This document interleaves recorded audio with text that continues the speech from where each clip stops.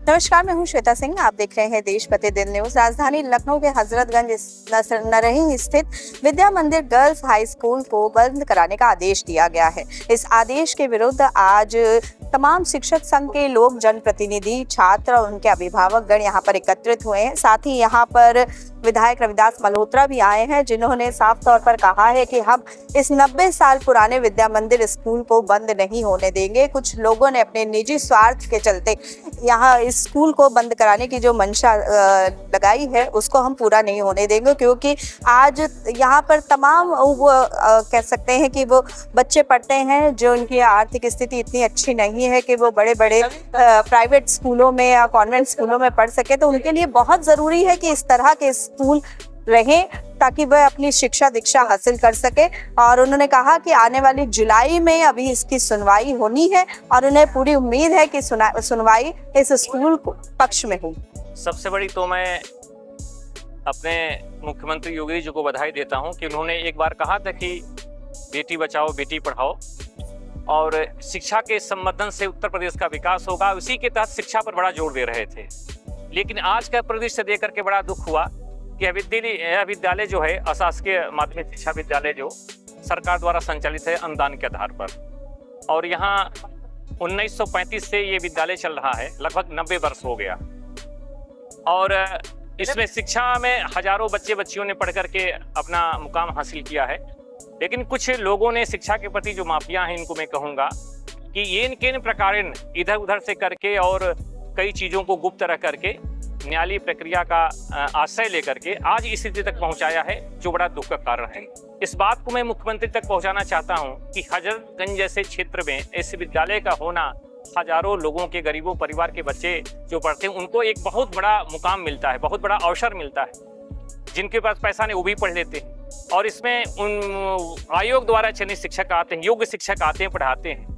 इस समय ऐसे अनायास बिना कोई चस्पा की, बिना कोई नोटिस का चस्पा किए इसको बंद कर देना, कागजी पत्रों को मैदान में फेंक देना, जहां बच्चों की टीसी हैं, रिकॉर्ड्स हैं, अध्यापकों के पूरे अभिलेख हैं, कुछ शैक्षिक संस्थानों के पूरे रिकॉर्ड्स हैं, उनको ऐसे फेंक देना ये बड़ा दुर्भाग्य की बात है। आज उसी के लिए कि एक मानवता तो होना चाहिए था, शिक्षा बढ़ाने का उपाय करना चाहिए था, न कि मिटाने का उपाय करना चाहिए। शिक्षा ये मंदिर नहीं है, चार दीवारी नहीं है, जगह नहीं है, ये भारत का भविष्य है, भारत की आत्मा है, इस पे भारत फलता है। आजादी के बाद हम लोगों ने स्वप्न देखा था कि हम स्कूल खोलेंगे, विद्यालय खोलेंगे और बच्चों को शिक्षित करके हम अंतर्राष्ट्रीय स्तर, विश्व स्तर पर योग्य बनाएंगे। लेकिन कुछ लोगों, कतिपय लोगों ने इसको तोड़ करके माल बनाना चाहते हैं, दुकान बनाना चाहते हैं। क्या राष्ट्र का विकास यही है? क्या हमारी सरकार यही सोचती है? नहीं सोचती है। सरकार की मंशा तो बहुत ऊंची है। उस बात, हमारी बात इस मीडिया के माध्यम से माननीय मुख्यमंत्री योगीनाथ जी के पास जानी चाहिए। इसके अपना व्यक्तिगत हस्तक्षेप करें और देखें कि किन कारणों से यह परिस्थिति उत्पन्न हुई है। ज्ञापन आज आप लोग ने दे दिया है, आगे क्या? नहीं, कल हम लोग एडीएम पूर्वी को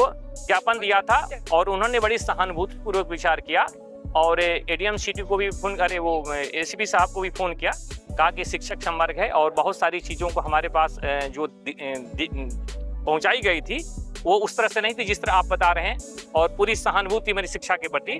और अगली जो 2 जुलाई को सुनवाई लगी है उसमें मुझे उम्मीद है कि हमारे पक्ष में फैसला है, क्योंकि ये जनहित से नहीं, भारत से ये जुड़ा हुआ मामला है। आज उत्तर प्रदेश का शिक्षा का विकास होगा तो भारत के शिक्षा का विकास होगा। उसी के तहत सभी हमारे शिक्षक संबंधु आए हुए हैं और तमाम ऐसे जनप्रतिनिधि हैं जो समाज सेवी हैं, वो भी हमारे साथ हैं, बच्चे के गार्जियन हैं। और मुझे उम्मीद है कि इस सत्य की लड़ाई में हम विजयी होंगे और पूर्व की स्थिति बहाल होगी। धन्यवाद। क्या कुछ कहना चाहेंगे आप? विद्या मंदिर गर्ल्स हाई स्कूल ये 90 साल पुराना स्कूल है। जब ये देश गुलाम था उस समय इस स्कूल की स्थापना हुई थी और आज़ादी के बाद से आज तक ये स्कूल चल रहा था। ये बेटियों का स्कूल है और इसमें 300 से अधिक बच्चे पढ़ते हैं, लेकिन इस स्कूल को बंद कर दिया गया। यहाँ प्रबंधक, प्रिंसिपल, टीचर को सब बाहर निकाल दिया गया और इन छात्राओं को प्रवेश पर रोक लगा दी गई है। ये छोटी छोटी बेटियां हैं। सरकार कहती है कि बेटी बचाओ बेटी पढ़ाओ। ये बेटी पढ़ाओ का नारा देने वाली सरकार जो है, इस स्कूल में रख रखाव करने के स्थान पर, स्कूल में सुविधाएं मिले बच्चियों को इसके स्थान पर दबंग और माफिया, जो भू माफिया हैं, उनके दबाव में इस स्कूल को बंद करने का काम कर रही है। कह रहे हैं कोर्ट का आदेश है, किसी कोर्ट का ऑर्डर नहीं है, एडीएम ने ऑर्डर किया है और एडीएम जो है वो उनके आदेश को चैलेंज किया गया है और 2 जुलाई को ऊपर वाले कोर्ट में डेट लगी हुई है जहां सुनवाई होगी। और इस बीच में पुलिस से मिल करके कुछ दबंग और मुहाफिया लोगों ने इस पर कब्जा करने का प्रयास किया गया है। स्कूल से 1 किलोमीटर की दूरी में मुख्यमंत्री का आवास है, मुख्यमंत्री का कार्यालय है, गवर्नर हाउस है, विधान सभा है।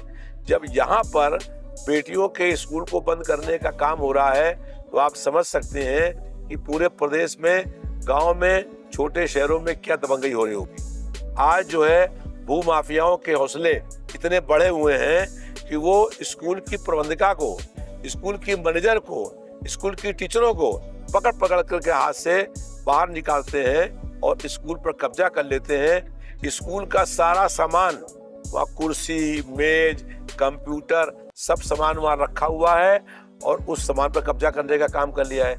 तो पुलिस प्रशासन जो है ये भू माफियाओं और दबंग लोगों के आगे मुझे लग रहा है गुलाम हो गया उनका। और छोटी बेटियां देखी हैं, ये गरीब जो है बेटियां हैं, यहाँ पर धूप में इस वक्त जो इतनी गर्मी पड़ रही है तो ये हमारी बेटियां छोटी छोटी धरना देने का काम कर रही है। तो सरकार को जरा शर्म नहीं है कि नारा दे रहे हो कि बेटी पढ़ाओ बेटी बचाओ, और बेटी जब पढ़ रही है उस बेटी को स्कूल से, क्लास से घसीट करके बाहर निकाल करके, जो टीचर्स है उनको बाहर निकाल करके, जो प्रिंसिपल है उनको बाहर निकाल करके आप काम करने का काम कर रहे हैं। क्या जरूरत है? इसका मतलब है ये भू माफिया यहाँ बिल्डिंग बनाएंगे, अपार्टमेंट बनाएंगे, दुकानें बनाएंगे और इन्होंने पूरे प्रशासन को खरीद लिया है। इसलिए आज इन लोगों को न्याय नहीं मिल रहा है। इनके साथ घोर अन्याय हुआ है। इनको न्याय दिलाने के लिए हम लोग संघर्ष कर रहे हैं और सड़क से लेकर के और विधानसभा तक ये संघर्ष होगा। और सरकार की आज पूरी पोल खुल गई है। सरकार का नारा जो झूठा है और पूरे प्रदेश में गुंडा माफिया से राज कायम है। जैसे लखनऊ में भी यहाँ पर भूमाफिया कब्जा करने का काम कर रहा है। चैनल देश प्रतिदिन न्यूज़ को बेल आइकन दबाकर सब्सक्राइब, लाइक और शेयर जरूर करें।